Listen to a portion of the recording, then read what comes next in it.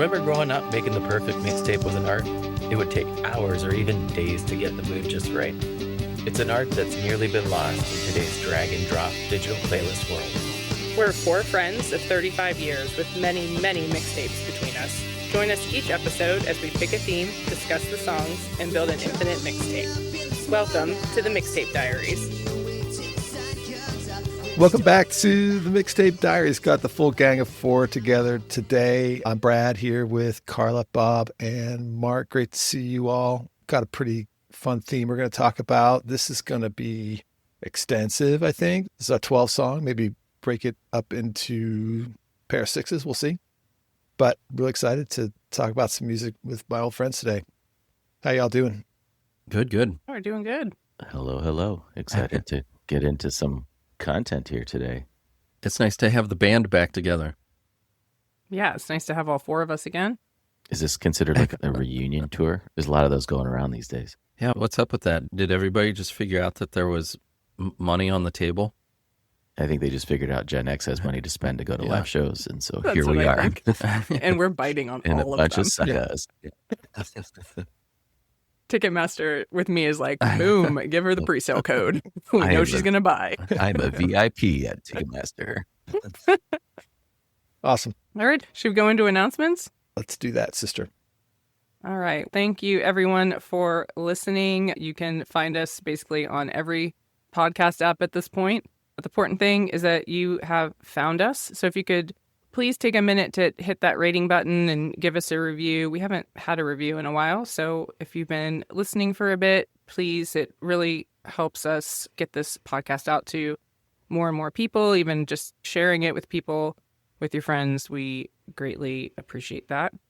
We're a bit more active online these days, which has been fun. Mark has reinvigorated our Instagram, which you can find us at the Mixtape Diaries podcast. A lot of fun stuff happening over there. Shows we've been to, album anniversaries, different things like that. Mark's been spotlighting over there.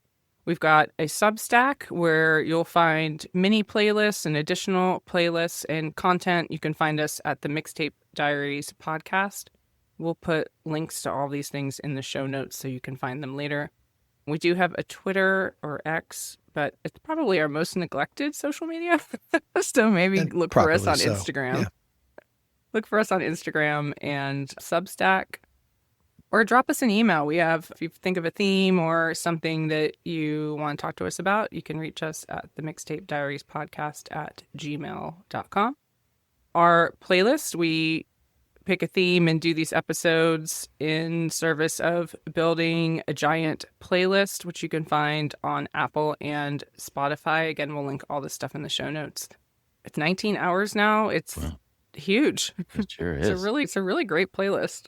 Yeah, go to our gram page. There's a link in the bio. It'll take you to all these wonderful places that Carla has just mentioned. So like an easy way to find everything. And then you can interact with an amazing social media experience. Our tendrils are everywhere. Walk around a corner, you're going to see us. That's We are kinda creepy. omnipresent. We are anonymous. We are legion. Yeah. It's the golden Is age of this 'cause you Mixtape just Diaries. watched It? Halfway through it. I watch a half hour a week. I've just emailed you a couple themes. I'm figuring maybe those will get me through at some point if they come through the email. And then I've used my 5 aliases and 2 passports to give us some good ratings. So we're good to go here. Perfect We're rate. really going to get Got some bumps. 3 passports, a couple of visas. Yeah. Don't even know his real name. I have really only 1 visa, 1 Amex. All right. So what are we talking about today? This is a fun theme today. It is a fun theme. It's getting into that time of year where we're doing year-end reviews, all of our favorite magazines and music platforms. We thought here at the Mixtape Diaries we'd do the same. And we're doing a sort of replay 2025 theme here, summarizing the top songs that got rotations in each of our Apple Music subscriptions. This was a really fun one to do. As Brad said, we're doing a full-sized episode today. So each have a 3-pack of songs to select, and we're going to run through that. I don't know how it was for you guys before. Bob's going to kick us off here, but this year, particularly for me, was very limited in choice because if it wasn't Oasis or Richard Ashcroft, I didn't have a lot to choose from. Guys, I had 21 Oasis songs in my top That's pretty 100. crazy. I think I had 97 out of 100, and then I picked the 3 that were not Oasis or Richard And I had Ashcroft. 6 Verve and Richard Ashcroft songs. Almost 30% of my playlist was Oasis and the Verve. Right there with you, Carla. I have a weird subset of what I actually listen to in my Apple Music because I've already ripped like all my CDs and I load them on every phone when I get a new phone. So I'm playing them there and I'm playing records. What shows up in my Apple Music is the kind of what's left that I had to reach out for. It consists principally of the krautrock records that Carla and I talked about, 1,000 Brazilian songs, because we'll get to that, and show tunes that Lila plays when we're in the car together.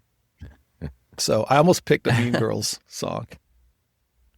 So anyway, within those constraints and the scattered like drop-ins of some other things that I might have bought on record but wanted to play in the car, it's not representative necessarily of what I was listening to, but it's a fun snapshot of things. I think it's fair to say for everyone here as we move into the selections, we didn't pick our top 3 selections. That wasn't the criteria. The criteria was to peruse through our list of 100 and pick 3 that spoke to us.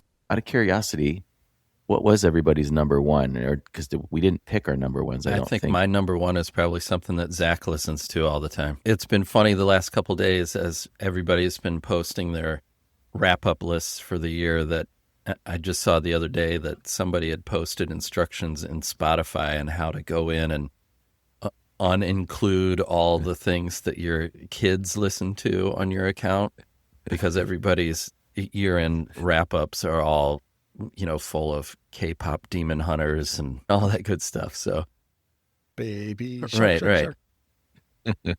Well, my number one was Morning Glory. Shocker. Okay. My top 3 were Oasis. So if I take those out, I did pick what was my number 4. Okay, So- cool. That's good. Brad, what was your number one? So mine, it's a Cosmic Joker song, Carla. It's one of 4 20-minute Cosmic Joker songs, and I'm not sure. I'm looking at my phone to see which one. Yeah, it was Galactic Joke. That's a great song. It is a great song. And if I had picked a 20-minute krautrock song to run through here, This episode would be done. this podcast might be done. There might have been rioting in the streets. Yeah. Meister, what was your number one? I'm trying to find it here to see if I never even look at it. I know it's all stuff that, like my top 10 artists, I think like 9 of them were things that Zach listens to. So Gorillaz. Yeah, Gorillaz was definitely Gorillaz in there. And more Gorillaz. Yeah. Yeah. It was kind of funny that as I was going through, like it shows you how many minutes and things like that. And Pink Floyd was right at the top because they just came out with that new 30-minute Right, mix right. of Shine On You Crazy Diamond. All you've got to do is listen to that like 3 or 4 times and boom, it was super easy to have like 2 hours of Pink Floyd. So it was kind of interesting though, that since that was right at the top, Zach and I listened to that on our car ride into school one day and he was like, I don't want to listen to this. And we got like 5 minutes into it. And then I was like, you can change this if you want. He's like, no, why would I do that? So Psychedelics kick Right. in. So My number 5 song is a love song that Brad picked for a very old episode. And because the name of it is A House Is Not a Motel, like the A, every time my Apple Music turns on in my car, like my CarPlay turns on, that Yeah. song starts. I've never listened to it the whole way through. I'm always just Right. trying to shut it off. Now it's my number 5 song. I had 3 years with A-Punk in my head because Right. my car did that to me. Yeah. That freaking Vampire Weekend song. Yeah. It's now in every commercial. No, but it's fun to get these. It's beginning of December. You unwrap this thing and it gives you this retrospective. And I'm always excited to see what the stats show me, It's cool. yeah, for sure. I mean, predictable for the most part when Oasis, The Verb, and Ocean Blue were like pretty heavy rotators. But my top 3 was kind of rando, or at least the top 2. Electricity by OMD and Hate to Say I Told You Beautiful. by The Hives. Like, I don't recall listening to those in like massive rotation, but we did see OMD this year. And so I'm not upset by my top 3. Don't get me wrong here. Yeah. But Meister, why don't you take us into your selections? My first selection is actually something that I just came up with here towards the end of the year. and they probably showed up on my radar maybe 2 months ago. So my first song is from the band The Beths, and the song is Metal.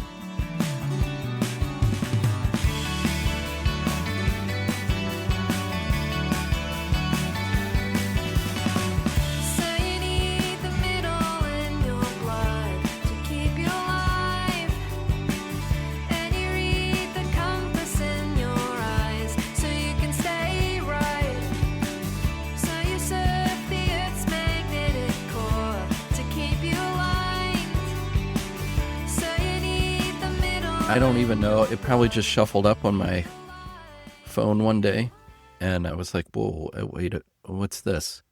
They're a band out of New Zealand, which is kind of cool. I feel like New Zealand, Australia, they always have a unique sound compared to everybody else. I'm not sure why that is necessarily, but I think the biggest thing that struck me, and you guys can give me grief for this, I suppose, their influences are listed all over the place, but the first thing I thought of when I heard it was it sounded like really young Sundays. Yep. Like early Sundays. Just her voice and the harmonies that they have in their songs. And it's not like a super produced sound necessarily. It just sounds like a 4-piece just playing some songs. You can't go wrong with that if the songs are good. Everything about it was just like, yeah, okay, this hits me right in the sweet spot. So it is interesting that some of their other influences, which I guess I don't fully hear, are always Rilo Kiley and Bully, which is kind of interesting. At least that's what the old Wikipedia says. I can definitely hear always. Yeah, for same. Sure. Yeah. It's kind of interesting, though, that they came up with that list of those bands. So I don't necessarily hear Bully in there, but I thought that was kind of interesting that It's cool. it was a full circle thing for us. So For sure. that's my first one. It's just great. The whole album is good. I've been listening to it a lot. That whole album is good. I've been listening to it a little bit too. Randomly, my guitar teacher told me about this band maybe like a month ago because his wife is really into them. And they toured here. They just came through Nashville maybe 2 or 3 weeks ago. It was the weekend we were all in Columbus for the Ocean Blue. They played here at Brooklyn Bowl. Where else I would have gone because the album's really good and I like them. It sits in that sound that we all like. Yeah. It was cool. It's not in the category of stuff I'm into right now and listening to. So I had it on in the bedroom and Kate came in and said, "This isn't your music." And I was like, yeah, but I like it. 70s German. Right. And then I played it again. And I liked it some more. And I played it a third time and it went rolling into the track after that on the record. And that's when I started texting you, Bob. I was like, this is great. I went for a run today, put all the songs on just to kind of run them through my head before we talked. And it was first on the list because I just had yours first. I was almost home and I ran out of songs. And I was like, oh, you know what? I'll just put Beths back on. And that got me to my door. So good. Delicious. Got a little bit of cranberries in it too, maybe. I was going to say her voice. Yeah. Yeah. I think it has a little bit of primitives in it too. Yeah, it could. Yeah. Foreshadowing. Foreshadow into something later, but It's a super easy listen. As soon as you turn it on, you're like, yeah, I can just listen to this. It's not a thing like, is this going to grow on me? Or it just instantly is like, yeah, okay, this is just an album I'm going to listen to. I had never heard of this band. It felt very 90s, even though it was recently released. And so references to the like Sundays and whatnot with the jangle is definitely there. This just feels like a classic Newell special, like right up your alley. It was like enjoyable. And yeah, looking forward to exploring their catalog a little bit more because I certainly hadn't come across this band yet. This whole album is definitely worth listening to. I picked this song just because of the radio friendliness of it. It is the first single off of this album. It's maybe not my favorite song off of the album. I like other ones on the album. But if you listen to just this one track, then you'll have an idea of who they are. So that was my first song. Awesome. Loved it. My second song is definitely something that I know pops up just because it's something that I've got favorited in my Apple Music, so the algorithm likes to play those things for you more. It's We Will Become Silhouettes by the Postal Service.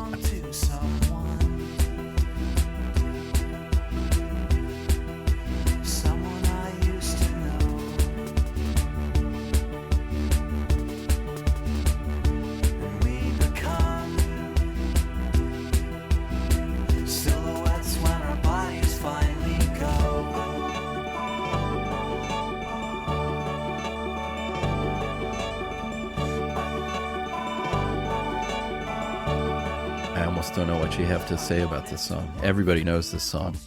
I didn't. But anyway, go on. Really? Yeah. Wow. I think it was the fourth single off of this album. What? Yeah. Yeah, I'm kind of surprised you hadn't heard this before. You are familiar with the Postal Service, though, correct? Just not this song? Not the USPS. Let's Yeah. not make USPS jokes here.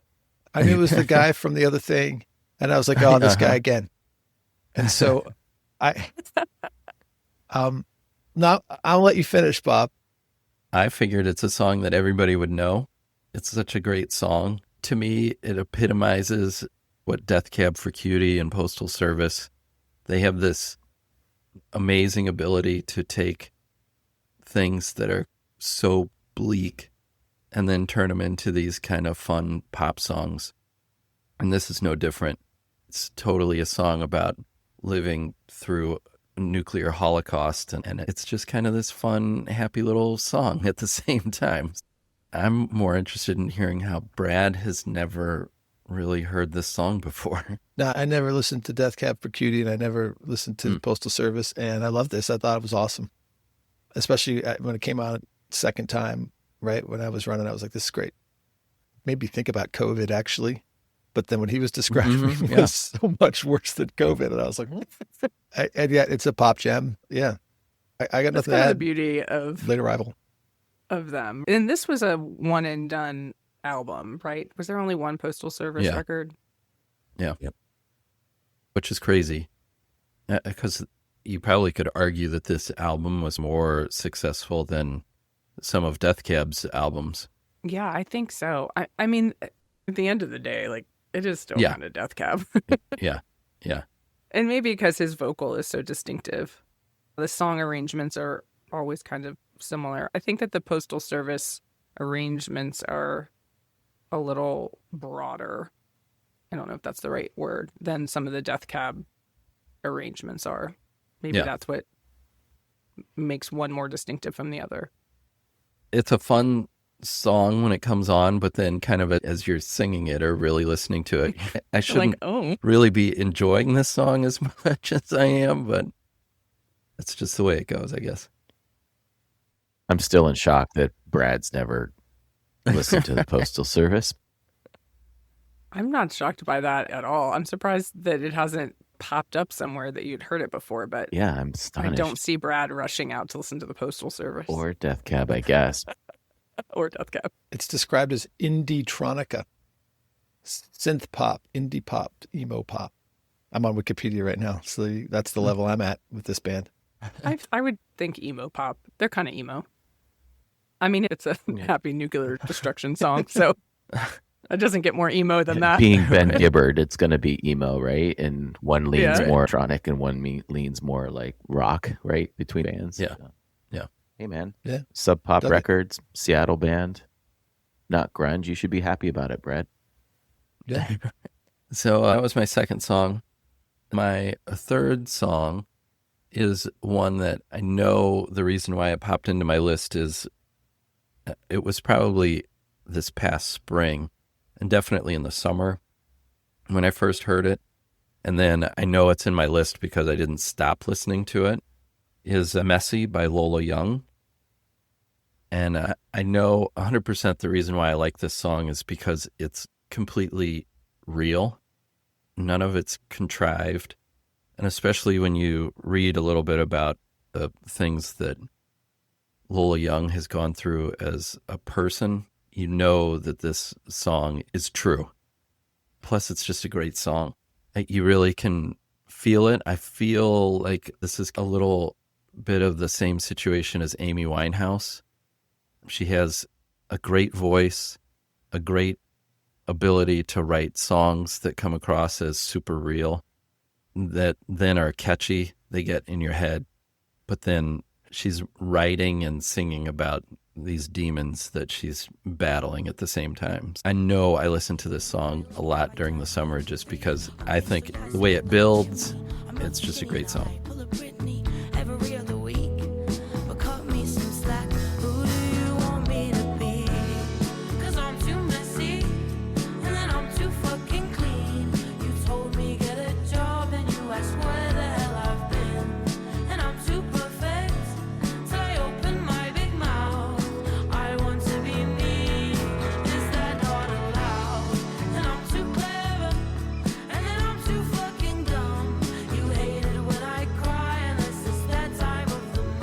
I had never heard this song before, and it's my favorite of the 12. I need to listen to more of her stuff. I really, really loved it. I feel like her voice is like if Amy Winehouse and Adele had a baby. Right. It would be her voice a little bit. And also this song kind of reminded me of Fleetwood Mac for some reason. There was something in the guitars that made me think Fleetwood Mac. I really loved this song. It was great. I'm going to listen to her. I saw she had an album that came out in September. I don't have a lot to say about the like all the references. I had the exact same thing, Carla. It sounds like Amy Winehouse and Adele, and musically it was nice to listen to. I felt the lyrics felt pretty empty to me, like pretty basic, and I struggled a little there, and I'd be like, oh, I'd rather just go listen to Amy Winehouse instead. But I think it's a nice add to the playlist. I hadn't heard of her before, Newell, as well. So I loved your picks because they were like, I don't know these two. Obviously, Postal Service was an easy one, but she definitely has a lot of that Adele, Amy Winehouse influence to her. When you read about her, too, she's going through the exact same thing that Amy Winehouse did. This past year, her concerts were a mess. Some of them were not her fault. Quite a few of them were her fault, and she's been in and out of rehab and lots of just kind of brutal personal things. And when you kind of read about those things and then you go back and listen to these songs, you can tell that she's just writing these songs about things that she's going through. I guess I could understand that on a first listen that you're like, yeah, okay, this is kind of contrived song about a bad boyfriend. But when you go back and read a little bit about what she's gone through her just growing up and then her career, like these songs are super, super real. Yeah, not for me. This came up when Mark a while ago picked Amy Winehouse, and I actually came around after many listens to liking that song. It was Valerie. I just don't dig that kind of vocal affectation, and hers is different. But it's still kind of in this, I don't know, this pop mode that I don't like so much. Just the things that she's doing with her voice. It's a matter of taste. So I'm not going to say it's bad, but it's just not my thing. I got my head around Amy Winehouse. I'll never get my head around Adele. But, you know, we're not all going to like it, everything. I thought objectively it was well put together and cool and fine. It's fine. Hashtag. It's fine. Hashtag. This is kind of the beauty of this, right? Because I had never heard of her before. And this was honestly my favorite of all the songs that we're doing today. I really liked it. I like the way it's arranged. I really like, there's another English artist called Bakar, Bakar. And some of his older stuff is also in this same vein, the way it's arranged. It's really cool. Bob, I'll send it to you because the other two aren't going to like it. But I'll send that record to you because I think you might like it. Yeah, cool. I was happy to hear this. I was like, oh, okay, this is cool. It is funny when you think of the Venn diagrams, the overlaps of what two of us might like and then the other two don't. There's a lot of cross-cutting. It's not consistent. I think that's one reason why it's especially fun for me when we're all four here, because we kind of dip and dodge and bob and weave around each other. There's a lot of stuff you and I like, Carla, that the other two hate. There's a lot of stuff that Bob and I like that you two hate. So that's my segue into my section. I will say, just as a final note on this song, is it was nominated for practically every major award that it could have been nominated for the year it came out. So I don't know if you guys know the controversy around the new Lily Allen record that has recently come out. Mm-hmm. This is 100 times better than that record, in my opinion. I listened to that Lily Allen record. I do not like it. I think it's just getting a lot of press because of the themes of her marriage falling apart. Yeah, I think there's something to be said for when you're writing about things that are real and happening to you, but in kind of a vague way. Yeah. Versus just writing like a revenge album and putting it out. Which is what that one is. So I would much prefer to listen to this one. Yeah. Vaughn, I did read that she did a version of Giorgio Moroder and Philip Oakley's Together in Electric Dreams, which kind of got her on the map a little bit. I'd be really curious to hear that. I didn't get a chance to dig that up and listen to it. Love those two guys. Yeah, it's kind of interesting. This album, she says, while she was recording it, her biggest influence was Arctic Monkeys AM, which is kind of interesting because I don't particularly hear that in other tracks in the album, but you could definitely tell that there's just kind of a feel of those songs and a feel of these songs, and I feel like that's where that maybe crosses over. There was a moment when I was listening to this and I thought of Marty Bum, because she's describing this kind of relationship thing, and there was a particular maybe English idiom that was like the same from those songs that like touched off a nerve in my head and made me think about, I don't remember exactly what it was. So she says that she tried, even though that was a huge influence, she tried not to let that influence the recording of the album, but I might have liked that. Yeah. I would have liked that. So there are my three. Solid ads, Newell. I think, especially in a playlist like ours that is ever growing, and I know is like mildly critical of some of the lyrical stuff of Lola here, it's going to be really good in that mix. Like, I genuinely enjoyed the music when I was listening through it. And I'll give her another little fair shake here now that I have a bit of her background and that it wasn't contrived lyrically and there's actually some life experience there. Sometimes you just don't know if this, maybe this is me being a cranky Gen Xer, but it's like, oh, this just feels like Taylor Swift. You? Yeah, it feels like Cranky Gen X. kind of faux storytelling. How much life could you have really lived at 24, right? So I'll be a little more open-minded as I go into the future, except for Carla's selections here. Yeah, I was like, wait, I'm going to hold you to that. Yeah. I think they help the playlist kind of branch out into different directions. All right, let's go on to 2 or 3 songs we'll skip through quickly in the playlist. Carla? Always with the controversial picks. Wow. Here we go. Before you go, just want to say I love you. I've loved you for years, and I will continue to love you after this 3-song segment. Okay, The gloves are on. This is like Go. a sandwich thing where you say the nice thing, you say the mean thing, and then you say a nice thing afterwards. Wow. I don't even understand this. I know. See, thank you, Bob. It's because you're So always on my team with these things. Tune in for part 2 of this podcast where Carla and I talk about these 3 songs. Exactly. All right, well, let's just dive right into my first song since it's way more controversial than I thought that it might be. Yeah, I don't understand this. I'm really anxious to hear what everybody else has to say about this.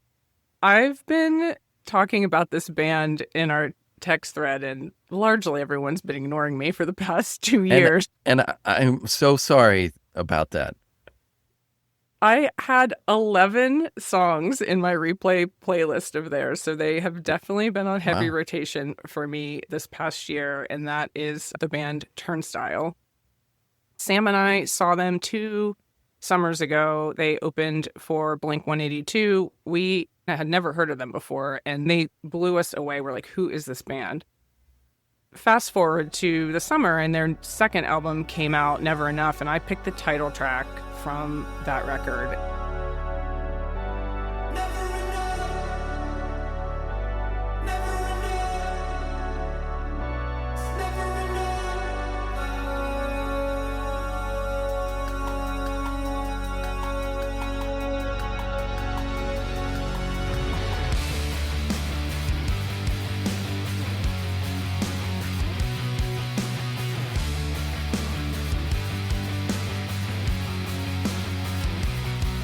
This band has significantly revitalized the hardcore scene. What they are doing with this younger generation is incredible. Their live shows are so unreal. I saw them in September.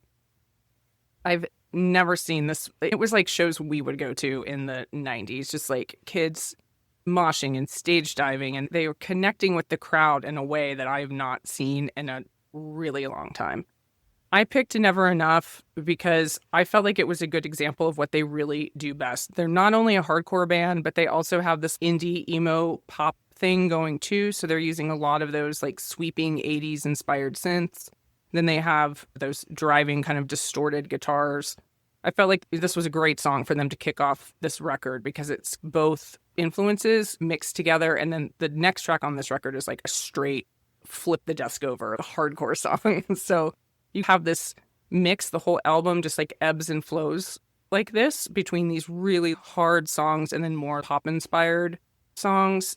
At the live show that I saw, one of their singles was Seeing Stars, and Hayley Williams from Paramore came out, and the crowd lost it when she came out. I mean, it was really like a moment. But they're sitting in that pocket of fan base of kids that would listen to Paramore and Hayley Williams and that genre. But oh man, I cannot get enough of this band. I love them so much. Sam and I were so excited when this album came out. It's really incredible what they're doing. One of the big things they did back in May is they're from Baltimore, and they did a free show at a park. 10,000 kids showed up. It was a donation-based show, and they ended up raising over $35,000 for a local, it was a healthcare for the homeless charity. So they're doing things to give back to their community, and I feel like there's a lot of meaning behind what they're doing that maybe people like don't realize. Just inoculating yourself against what's coming.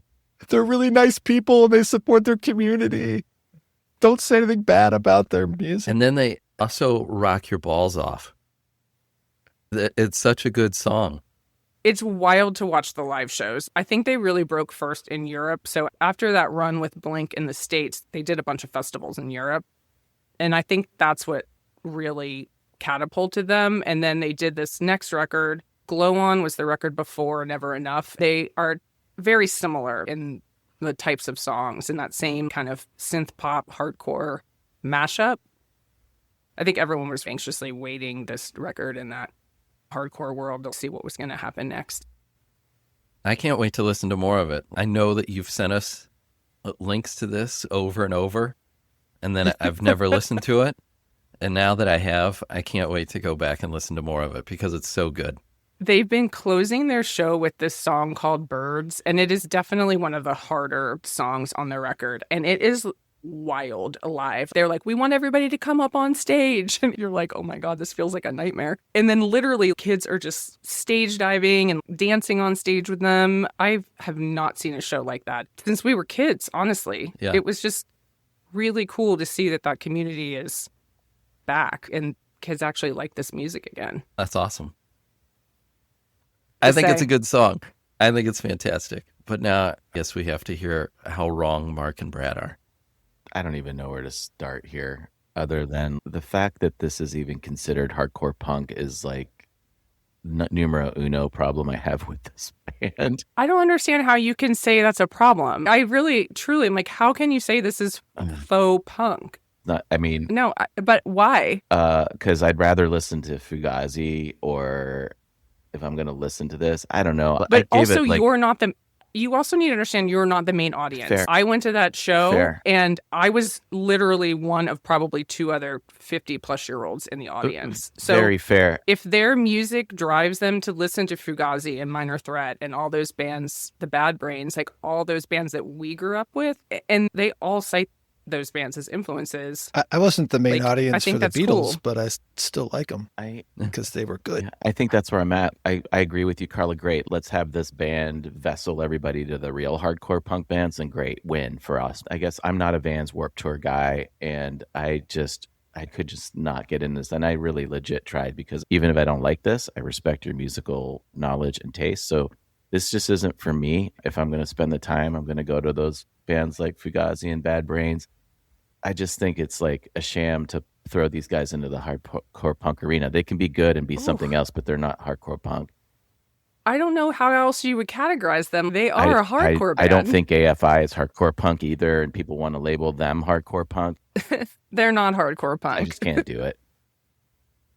The only thing that does make me smile and happy about this song is that I could imagine you and Sam at the show having the time of your lives. And so that's what got me through the song last night and brought me joy. Actually, we went to these shows separately this year. In my mind's eye, you were there together having the time of your lives, and that's what brought me joy, because I could just see the two of you just loving this.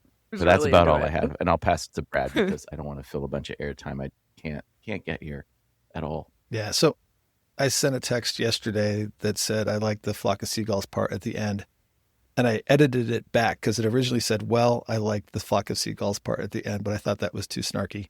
The concept is cool because I don't think it's really ever been tried, which is to combine synth pop or synthesizers with punk rock, or play punk rock that you can take ecstasy to. That's a really cool idea. I guess I just wish I liked the song better. I'm not really into the song. The production is something that bugs me a lot. And maybe that's not fair because it's the same kind of production that people have been putting Green Day through for years. And I love those Green Day records. And maybe that's just because I'm willing to look past it to hear what Green Day is singing about, American Idiot, 21st Century, whatever that's called, that I love. It's this really muscular, all the guitars sound the same and they're maxed out and really loud, and that bass drum is boom.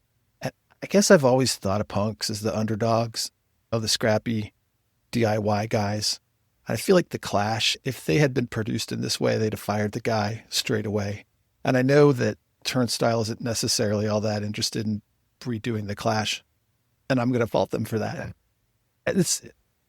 When I hear this, it just sounds like the same punk sound. And I also gather it might not be representative of what the rest of the album sounds like or what the experience is like when you see them live. And so I'm willing to, if they came through, I'd probably buy a ticket and want to go see them. It's just what I heard was we're going to do some synth stuff. Then we're going to do that loud, 2000s punk sound that isn't punk that everybody does that Brad doesn't like. And then we're going to do some cool synth stuff at the end.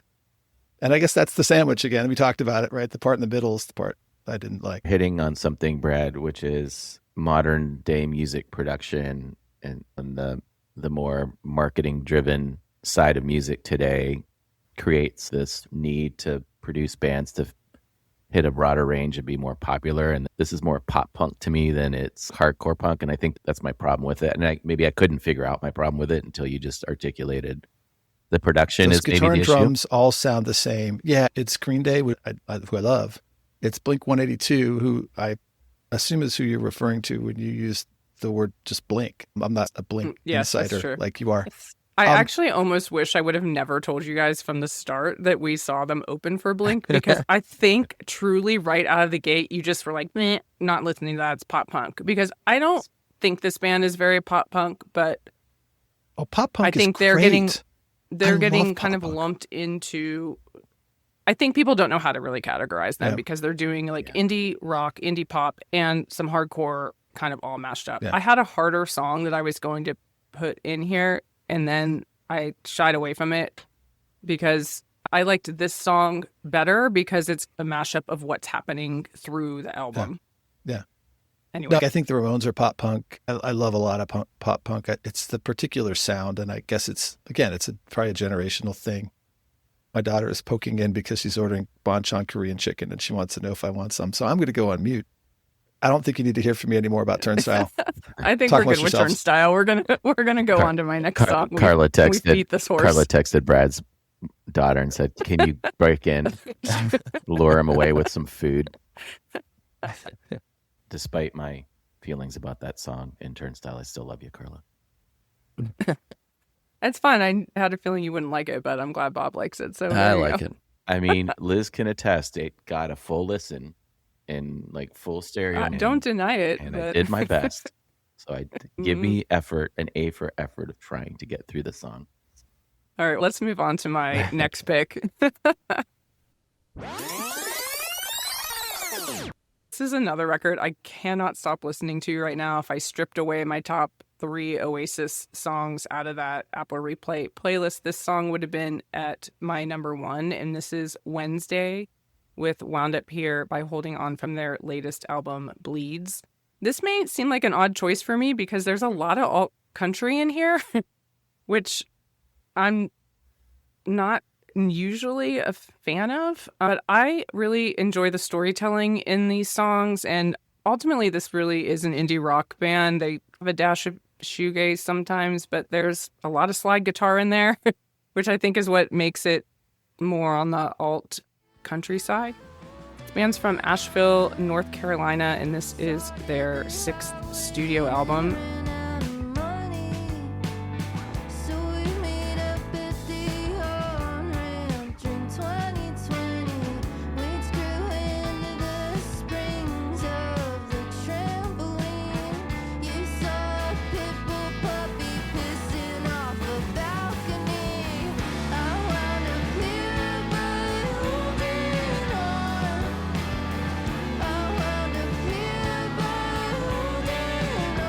I really liked this song because I think it combines that mix of genres again. So it's a little bit of like a storytelling songwriter style, and you've got that hard and soft thing happening again. I really love Carly Hartzman's voice. The other guitarist in this band is MJ Lenderman, who's had a hell of a solo career this year. That's another album. I almost picked one of his songs because I saw him live this year, and he was absolutely incredible live. His songs are so good. This record happened out of MJ Lenderman and Carly Hartzman ending a 6-year relationship while they were on the last tour for the last Wednesday record. Lenderman has continued to be the guitar player in the studio, but now that he's touring on his own with his own band, he's not going to tour with them going into the next year's tour. What's funny is his band is called The Wind, and some of the players from The Wind are playing with Wednesday on this tour. So this is like a very kind of cross-pollinated band and touring situation right now. But I don't have a lot more to say about them. Some of these songs are just so good, but there's a lot of country in here, which is really an odd genre for me. But I think if I listen to it with an indie rock spin, I'm better with it. I'm shocked. This is great. You've completely redeemed yourself with this selection. I am in Carla's camp on the Wednesday selection and in awe that you would be down with a hybrid of shoegaze country. I was like, whoa, I almost fell off my seat. But I love MJ too. After listening to that Turnstile song, this was the second one we did. I was like, oh, thank God she's back. I really enjoyed this. I like a lot of different stuff, guys. I'm not just into one genre. No, that's true of you, I think, more than anybody else. Yeah, I'm a one-trick pony. That's so be it. You always keep us on our toes. But no, I really enjoyed this. I hadn't put this through a lot of rotations. So you know how I say I don't like psychedelic, pure psychedelic from back in the day, back in the 60s, and I struggle with disco. And I can listen to like LCD or Stone Roses because they're a version of that's more palatable. I feel like maybe that's just what Wednesday does for country for you. They've changed it up enough that you're like, okay, I can listen to this. And so I feel like that's what this is. And it was really good. I feel like this wouldn't maybe exist if it weren't for P.S. Eliot and Waxahachie. Yes, it sits in the same genre for sure.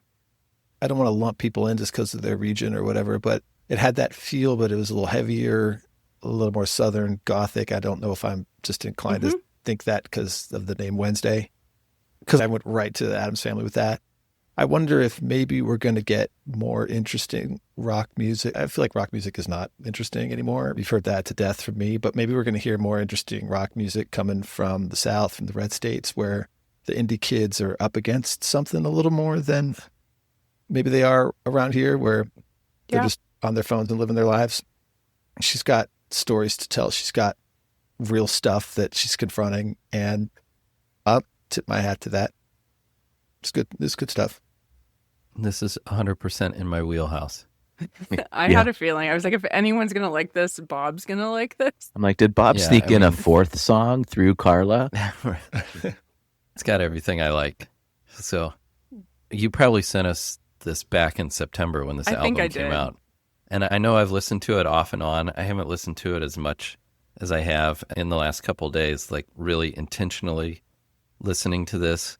I've been listening to more of this album, and yeah, it couldn't be more perfectly in my wheelhouse. There's so many songs I could have picked. This was the only song that popped up in my top 100, which I was kind of surprised of. But Elderberry Wine, if you've been listening to that album at all, which is like very like alt country song. There's no distorted guitars in it. Yeah. This whole record is like that. You have something that's really in your face, and then the next song mellows it out a little bit, but the storytelling is still there. It's such a perfect record. They're touring through here in March of 2026, so I'm excited to go see them live. It's kind of funny that you'll go along and you're like, okay, this is a shoegazy kind of song, and then you're like, well, I guess they scrapped that for this next song. I'm with you, Brett. I hate to geographically label a band. Was REM alt country? When you listen to this album, there's some REM in this album, which I was quite surprised by, and I just wonder, like, there just has to be an influence to, you know, like alt country wasn't a thing back when REM was out. I think today a lot of REM would get labeled alt country. Totally, right? Not all of it, but some of it would 100%, for sure. Yeah. I'm looking at an NPR, by the way, this is where we are. NPR is writing reviews that we agree with. It says tangling up source material that includes hard honky-tonk, southern boogie, Pacific Northwest grunge, cosmic country, and outsider folk rock to create a sound that's very specific but never subordinate to its influences. So I have not listened to anything other than this song. I wonder if I go deeper in this album, I'm going to get a whole bunch of pieces and scraps of all kinds of other things. That this isn't like what this band sounds like. Is that? Yeah, it's kind of crazy. There are these little things that pop up and you're like, where did this come from? Because the last song didn't sound anything like this. And it'll either get kind of noisy or kind of shoegazy, and you're like, okay, this is cool. But to spend more time with this, I'm going to have to tear myself away from the Beths. There's only one of just me, make guys. yourself a playlist. He only has room for one new band a year. That's right. And it's Turnstile. That's right, because I got to go back to 1970s Dusseldorf. That's true. Mark, there's a thing happening with these other two. Should we form an alliance? It's feeling so. I was stoked on the best selection. I'm stoked on this one. But now I want to hear what these guys have to say about your third selection. Oh, yeah. Because I like it too. Oh, there's three. Okay, Carla has three? Yeah, I got another one. Do tell. Do tell. I really went a little off the reservation on this one too. Because in my playlist, I had a lot of other bands that sounded like Wednesday, or they were just like bands that we listened to all the time. So it just didn't seem very interesting. I picked this song by this guy called The Dare, and it's called Modelizer, and it's from his recent Frequencies Volume 1 EP. The Dare is a DJ producer. His name's Harrison Patrick Smith. This started as a concept during the pandemic, and he had this single called Girls that was pretty popular. It was also in my replay playlist. It's a silly, raunchy song. It very much sounds like LCD Sound System. And I really wrote this guy off because I felt like the LCD Sound System songs were more complex and just cooler, and his were like a stripped down LCD, and I wasn't really into it. Fast forward a few months ago, and this EP came out, and I really couldn't stop listening to it. It reminds me so much of those old Fatboy Slim CDs from, I think, the late 90s. They were called On the Floor at the Boutique. I think that club was called the Big Beat Boutique.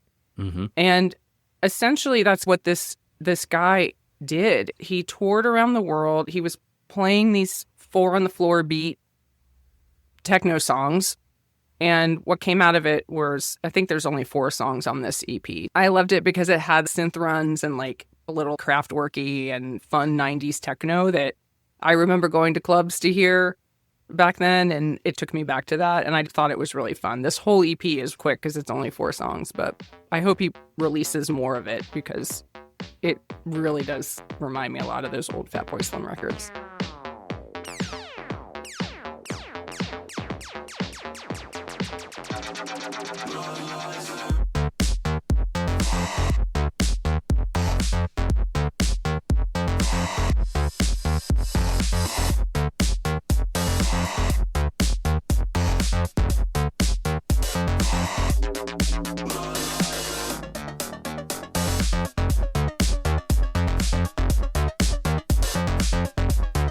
Yeah, and 100%. It sounds like all of that early club electronica that we were hearing in the 90s. As soon as it came on, I was like, yeah, okay, I can, this is good.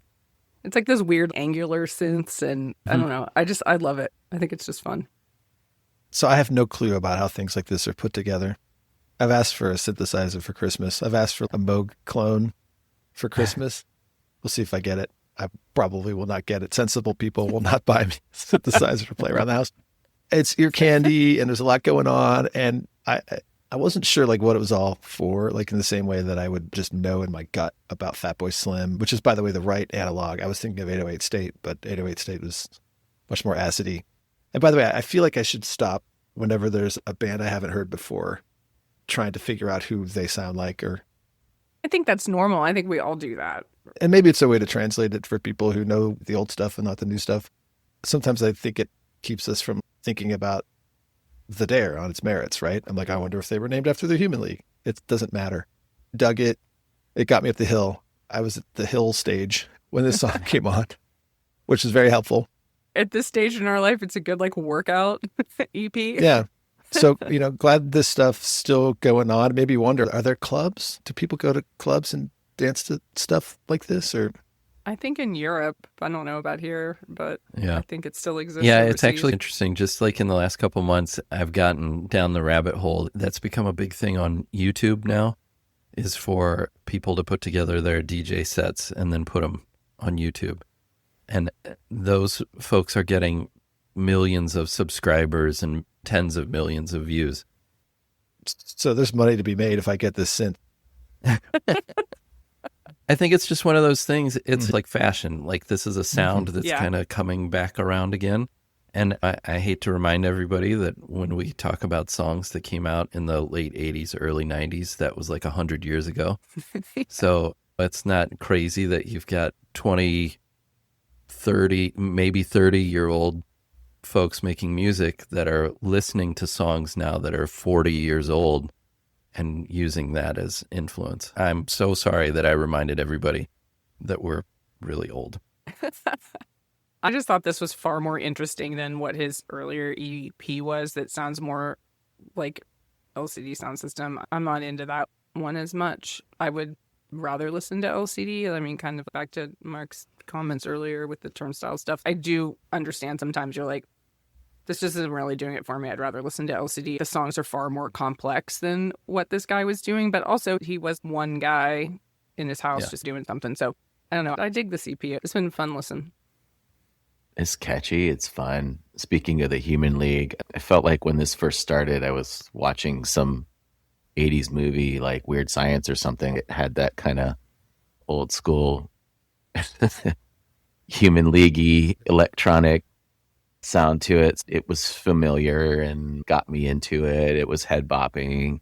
Like you, Carla, I'm going to default to LCD or Fat Boy, or I found it more playful, like Daft Punk kind of brought. There's the disco in it. It's a little more playful than maybe Fatboy Slim was, but yeah, I this is great in the rotation. If it came on and I was out and about, like a cruisy and having a good time. I feel like there's an article around that reviewed the album from NME, and they said the 20-something New Yorker wants to party like it's 2006. The result is often well observed, but not particularly satisfying. And I think that sums up how I feel about this. It's good attempt at it, and I think all four of us would be like, yeah, but we'll go do the OGs instead. I would go see him DJ. I think it would be really fun. For the record. Brad, if in a year's time from now you're pulling off this kind of music in your room there with your new synth and other electronic paraphernalia that Rieger helps you buy, then high fives to you. I have a 4-channel DJ board, guys. If anyone needs it. Never too late, and you can bring those straws in and drum on your microphone for like a cool sample sound. It'd be good. Yeah. I'm totally sure that if you did the straws on the microphone right into your sampler and then tweaked it a little bit in an analog synth, that I think you could get a nice bass line going for something. I haven't been able to hear how that sounds. You guys can hear it, but I can't. but I know it's annoying the hell out of you. So Wasn't great. Was not great in the old cans. yeah. Well, Carla, those were 3 great songs. Thank you, Bob. Yeah, you're welcome. 3 great songs. Radio silent from 50% of the group. It's fine. Yeah. That's why I'm here, I guys. was reflecting on it. I'm like, they were 2 good songs and a third that was controversial, but it got us talking, and that's what this is all about. So that's why I was paused. I know radio silence is death when you're doing podcasts, but It actually allowed me to figure out what's been bugging me about some of these Green Day records that I really like, but wish were better, Anyway, not that there's anything that flows from that that's important. I can't change this world. no, you can't as much as you want to. Well, that wraps up part 1 of this episode. Bob and Carla really kicking us off here with some good range of 6 songs. And so as we go to part 2 here, we'll get into Brad's and Mark's selections. But anything else we want to wrap up here as we come to the end of part 1 of the 2025 replay selections? No, I think those will all be fun songs to add to the playlist. Yeah, I think this was a good start, and looking forward to part 2 when we get to hear what you 2 selected. I'm sure. It sounded menacing. Yeah, it does sound. Maybe this was a bad idea to break this up into 2 parts. Kind of scared, Mark. Thanks for listening to Bob and Carla Like Good Music. And We'll be back. we'll be back for part 2 of Brad and Mark Like Some Music, I guess. 2025 replay part the revenge episode. My heart's a flutter. We'll talk to you And- guys All right, soon. we'll see you soon.